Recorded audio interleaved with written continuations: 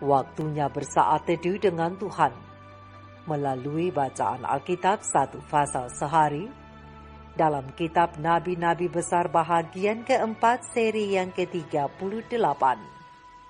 Kitab Yehezkiel pasal 38, nubuatan pengharapan bagi Israel dengan perikop. Firman Tuhan tentang Gog di tanah Magog. Mari baca Alkitab, mari dengar Alkitab, dan mari lakukan apa yang Allah firmankan di dalam Alkitab. Maka iman dan pengharapanmu tidaklah sia-sia. Tuhan Yesus Allah Putra, Alfa dan Omega memberkati, dan Allah Roh Kudus akan menuntun untuk memahami. Mari memulainya dengan doa dalam hati.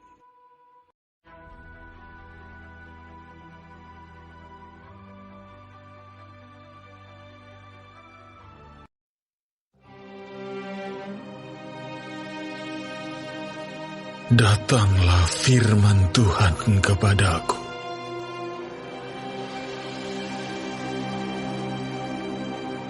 Hai anak manusia, tujukanlah mukamu kepada Gog di tanah Magog, yaitu Raja Agung negeri Mesek dan Tubal, dan bernubuatlah melawan dia. Dan katakanlah, beginilah firman Tuhan Allah. Lihat, aku akan menjadi lawanmu, hai Gog, Raja Agung, negeri Mesek dan Tubal.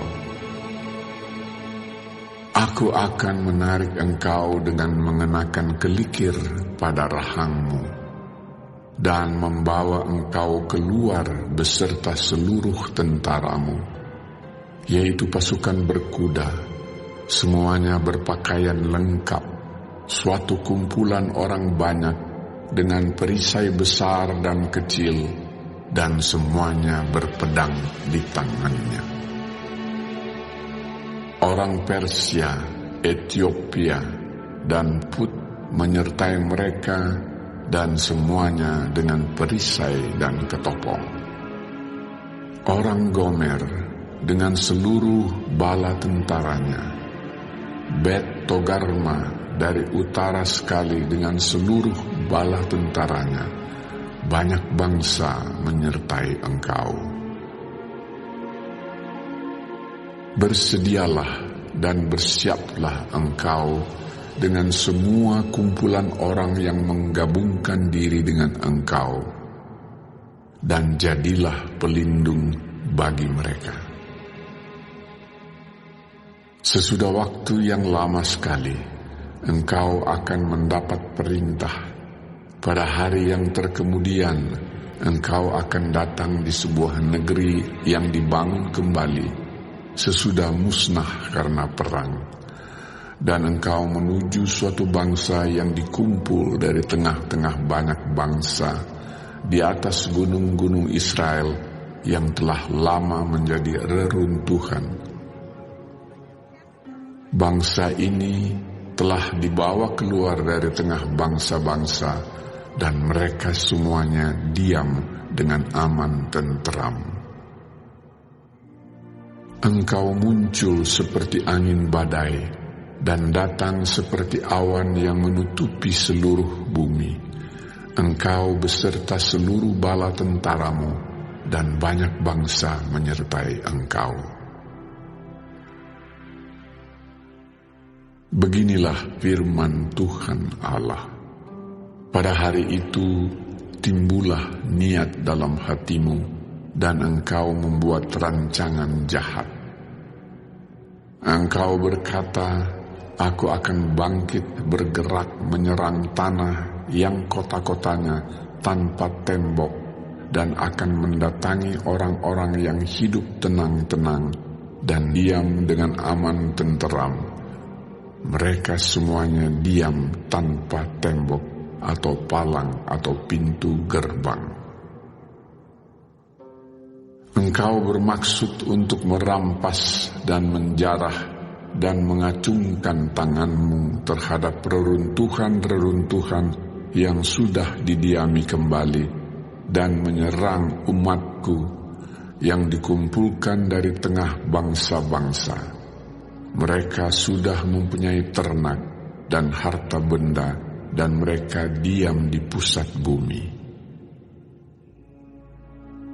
Negeri Sheba dan Dedan beserta pembeli-pembeli barangnya, negeri Tarsis beserta pedagang-pedagangnya akan berkata kepadamu, apakah engkau datang untuk merampas dan mengumpulkan sekutumu untuk menjara, untuk mengangkut perak dan emas, untuk melarikan ternak dan harta benda, dan untuk melakukan perampasan yang hebat sekali?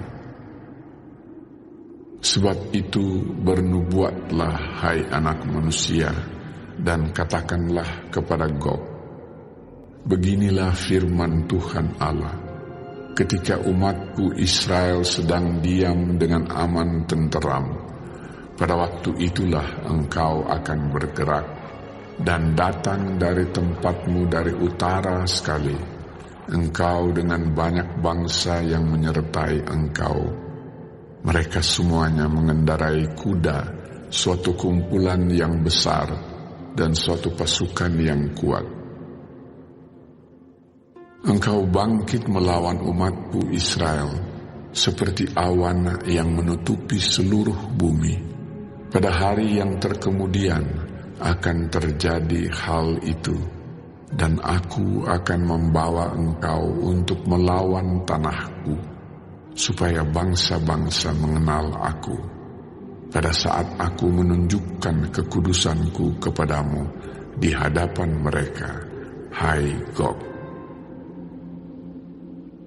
Beginilah firman Tuhan Allah, engkaulah itu tentang siapa aku sudah berfirman pada hari-hari dahulu kala dengan perantaraan hamba-hambaku, yaitu nabi-nabi Israel yang bertahun-tahun bernubuat pada waktu itu, bahwa aku akan membawa engkau melawan umatku. Pada waktu itu, pada saat Gog datang melawan tanah Israel, demikianlah firman Tuhan Allah, amarahku akan timbul dalam murkaku, dalam cemburuku, dan dalam api kemurkaanku, aku akan berfirman. Pada hari itu, pasti terjadi gempa bumi yang dahsyat di tanah Israel. Ikan-ikan di laut, burung-burung di udara, binatang-binatang hutan, segala binatang melata yang merayap di bumi, dan semua manusia yang ada di atas bumi akan gentar melihat wajahku.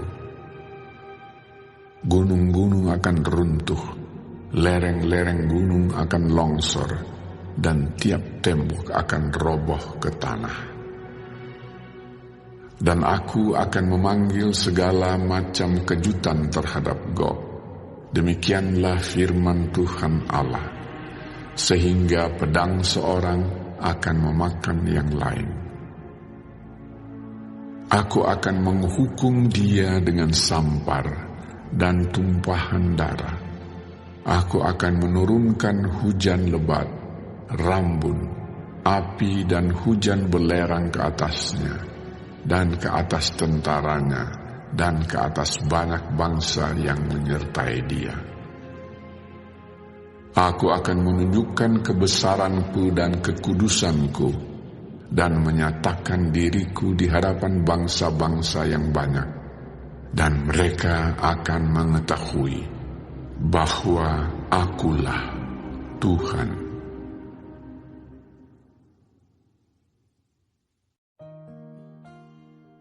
Kita telah menyelesaikan bacaan Alkitab 1 pasal sehari dalam kitab Yehezkiel pasal yang ke-38.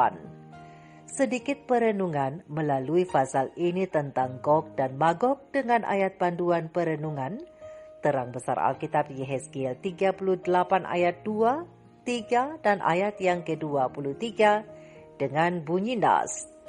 Hai anak manusia, tujukanlah mukamu kepada Gog di tanah Magog, yaitu Raja Agung negeri Mesek dan Tubal, dan bernubuatlah melawan dia. Dan katakanlah, beginilah firman Tuhan Allah, lihat, aku akan menjadi lawanmu, hai Gog, Raja Agung negeri Mesek dan Tubal. Aku akan menunjukkan kebesaranku dan kekudusanku dan menyatakan diriku di hadapan bangsa-bangsa yang banyak, dan mereka akan mengetahui bahwa akulah Tuhan. Sahabat-sahabat firman, sahabat-sahabat surgawi yang dikasihi oleh Tuhan di mana saja Anda berada, Gog dan Magog yang dalam bahasa Ibrani, Gog Magog atau Yakjud, Makjud, atau dalam bahasa Arab, Yeshush wa Mashush yang biasa diartikan sebagai nama toko, nama kaum, atau bisa juga nama negeri. Sahabat-sahabat firman, selain dalam Alkitab, Gog dan Magog ternyata ada juga dalam Al-Quran. Dalam Alkitab, Gog dan Magog tercatat dalam kitab Yehezkiel pasal 38 dan dalam Al-Quran tercatat dalam surah Al-Anbiya ayat 96. Dalam pasal yang ke-38 kitab Yehezkiel, Gog adalah nama toko, sementara Magog adalah nama negeri asalnya. Tapi dalam kitab Kejadian pasal 10, Magog adalah nama toko, tetapi Gog tidak disebutkan. Berabad-abad kemudian, frasa Gog dari Magog dalam kitab Yehezkiel berubah menjadi Gog dan Magog dalam tradisi agama Yahudi. Dan bentuk inilah yang kemudian hari muncul dalam kitab Wahyu, kitab terakhir dari semua kumpulan kitab suci, dan dalam kitab Wahyulah, Gog dan Magog adalah sebutan bagi kumpulan bangsa-bangsa. Sahabat-sahabat firman, sahabat-sahabatku, Yehezkiel pasal 38 memiliki dua makna. Makna yang pertama, ketika Tuhan melakukan pemulihan bagi umatnya, segala sesuatu tidak secara otomatis akan berjalan mulus. Namun ada kalanya, Tuhan mengizinkan kesulitan dan penderitaan itu hadir dalam hidup umat-umatnya itu, supaya dalam situasi seperti ini, apakah kita berpikir bahwa angin badai dan awan gelap yang akan memporak-porandakan kita adalah merupakan bahagian proses pemulihan dari Tuhan? Ingat, semua peristiwa yang terjadi apakah baik atau buruk dalam kehidupan kita, ada tujuannya masing-masing, yaitu memperdalam pengenalan kita akan kebesaran Tuhan. Dan proses pemulihan seperti inilah yang disampaikan Tuhan kepada hambanya Nabi Yehezkiel bagi Israel berdasarkan ayat yang ke-16.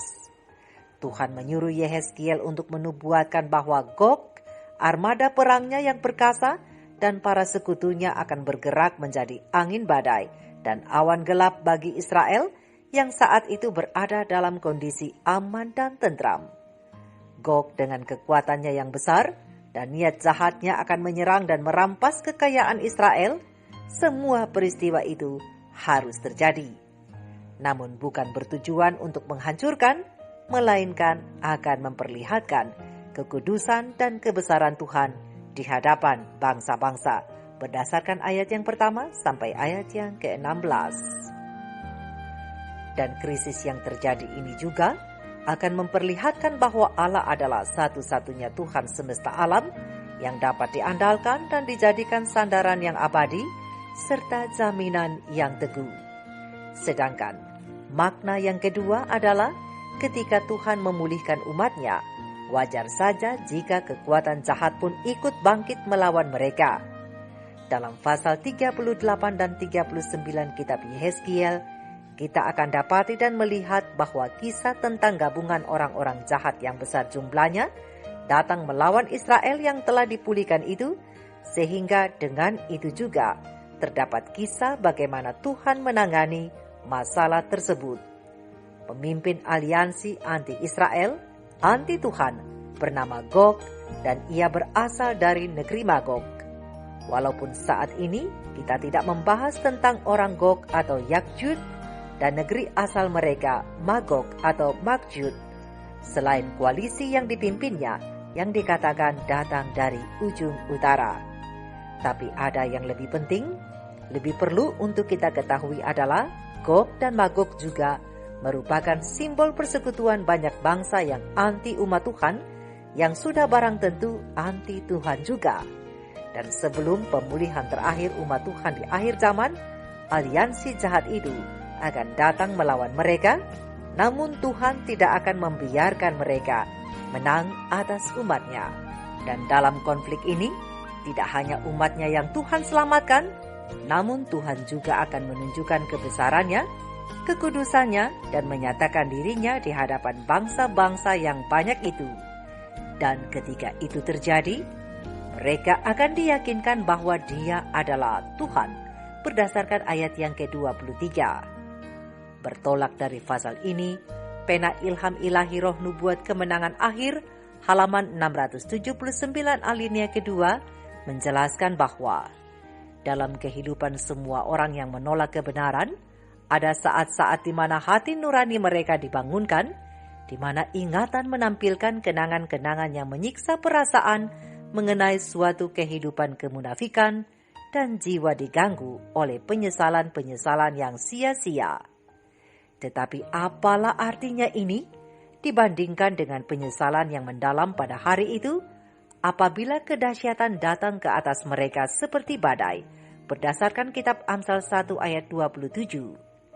Mereka yang bermaksud membinasakan Kristus dan umatnya yang setia, sekarang menyaksikan kemuliaan yang turun ke atas Kristus dan umat-umatnya itu.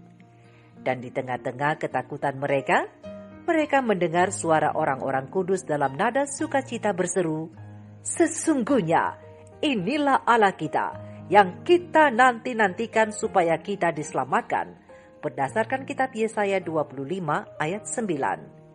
Ya, sahabat-sahabatku, sahabat-sahabat firman, inilah yang Tuhan ingin kita semua ketahui, bahwa Dia adalah Tuhan yang menyelamatkan dan Tuhan yang sungguh mampu melakukan apa saja yang diperlukan untuk menyelamatkan umatnya. Oleh karena itu, mari tetap kerjakan perubahan tabiatmu sesuai kriteria sorga dan tetap bertahan dalam proses pemulihan karena keselamatan sudah semakin dekat. Tetaplah setia, Tuhan Yesus memberkati. Maranatha, Shalom.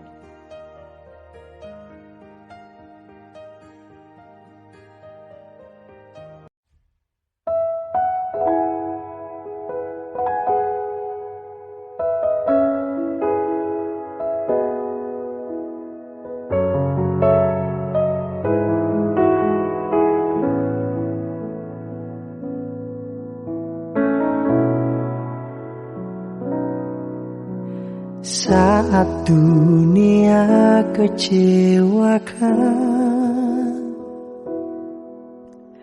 dan tak ada satu pun yang peduli,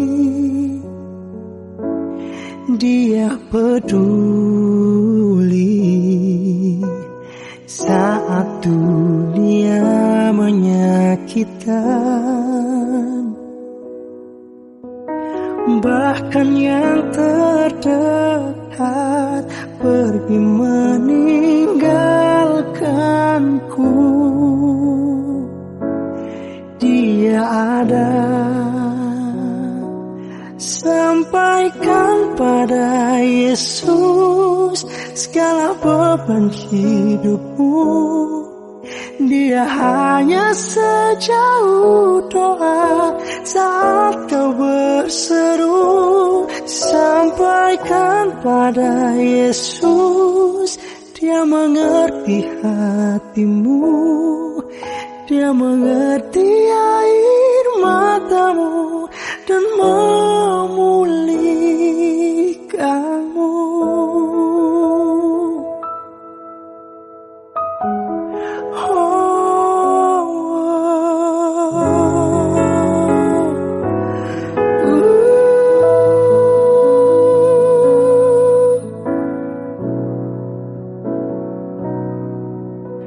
Saat dunia kecewakan dan tak ada satu pun yang peduli, Dia peduli. saat dunia menyakitkan, bahkan yang terdekat pergi meninggalkanku. Dia ada. Sampaikan pada Yesus segala beban hidupmu. Dia hanya sejauh doa saat kau berseru. Sampaikan pada Yesus, Dia mengerti hatimu. Dia mengerti air matamu dan memulihkanmu.